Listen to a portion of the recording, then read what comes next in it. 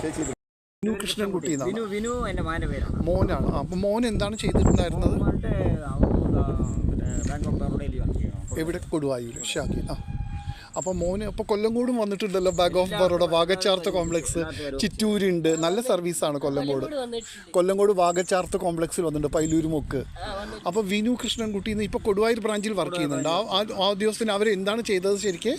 നേരത്തെ ചെയ്തുകൊണ്ടിരുന്നത് അതുപോലെ തന്നെ ഉള്ള വർക്ക് അതല്ല, അങ്ങനത്തെ സർവേ, മറ്റേ പഞ്ചായത്തിന് സർവേ ഒക്കെ എടുത്തു. അങ്ങനെയല്ല, മോൻ എന്താണ് രക്ഷപ്പെടുത്തിയതിന്റെ കാര്യം പറയും. അത് എനിക്കൊന്നും അത്ര അറിയില്ല. പുഴയിൽ വീണ ഒരു കുട്ടിയെ രക്ഷപ്പെടുത്തിയത് അമ്മയാണ്. നല്ലൊരു കാര്യമാണ്. ജീവൻ. എനിക്ക് അപ്പോൾ മുഖ്യമന്ത്രിയുടെ ധീരതയ്ക്കുള്ള അവാർഡോ അങ്ങനെ വല്ലതും കിട്ടിയോ? കിട്ടിയിട്ടില്ല.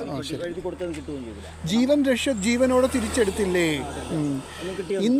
ഇന്നത്തെ വാർത്ത ഇന്നലെ ചാനലിലൊക്കെ ഉണ്ടായിരുന്നു. കണ്ണൂർ 2ാം നിലയിൽ നിന്ന് ഒരാൾ വീണത്ര കെട്ടിടം പണിക്ക് ഓട് വെക്കാൻ പോയിട്ട് വീണിട്ട്. അപ്പോൾ താഴെ നിന്നൊരു പയ്യൻ അയാൾ എടുത്തു. അയാൾ അങ്ങനെ പിടിച്ചത് കൊണ്ട് നിലത്ത് വീണില്ല. നിലത്ത് വീണ് ട്രെയിൻ അതോടൊരു തലയോട്ടി പിളർന്ന് ചത്തേനെ. അപ്പോൾ അതുപോലെ നല്ലൊരു കാര്യമാണ്.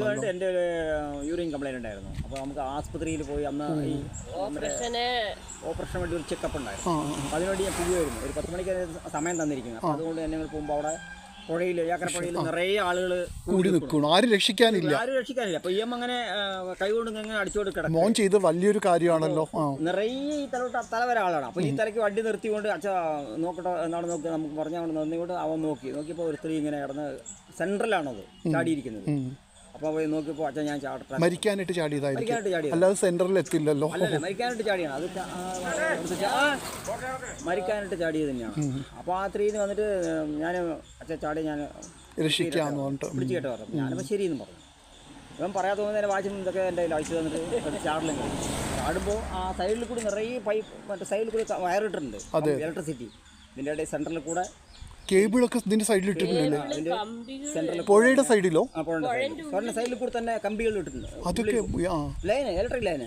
അതെന്താ അതിലൂടെ എടുത്തിട്ടുണ്ട്? സൈഡിൽ കൂടെ അല്ല, നമ്മളെ മുകളിൽ വഴിയില്ലല്ലോ, പാലത്തിന്റെ മേലെ കൂടെ പറ്റില്ലല്ലോ. പാലത്തിന്റെ ഓരത്തൂടെ എടുത്തിരിക്കുന്നത്. ശരി ശരി.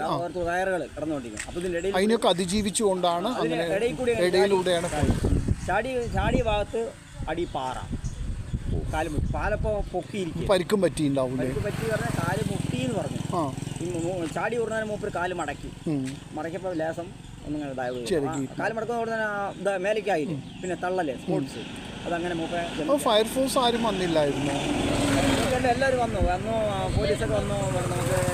നമുക്ക് എന്തായാലും മോനെ നടുവിൽ ചെന്ന് അവനെ പിടിച്ച് രക്ഷ. എന്തായാലും മോന് പ്രത്യേക സല്യൂട്ട് തരികയാണ് ഞാൻ കേട്ടോ.